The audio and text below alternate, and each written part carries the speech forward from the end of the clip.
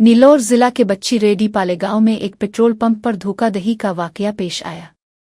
एक गाड़ी सवार ने इल्जाम लगाया कि इसने का पेट्रोल डलवाया, लेकिन सिर्फ आधा लीटर ही निकला। इसे शक हुआ तो इसने अपनी बाइक के टैंक से पेट्रोल निकालकर बाल्टी में चेक किया। जांच के बाद वाज़ेह हो गया कि पंप स्टाफ ने कम मिकदार में पेट्रोल दिया है। इस धोखाधड़ी पर गाड़ी सवार ने शदीद नाराजगी जाहिर की। जब इसने पेट्रोल कम आने पर सवाल किया तो अमला कोई मुनासिब जवाब न दे सका। इस वाकये के बाद दीगर सारिफीन में भी नाराजगी देखी गई।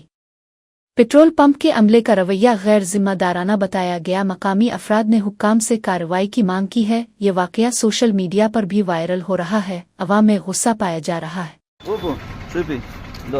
లీటర్ అర లీటర్ కూడా లేదు దాంట్లో చూడు.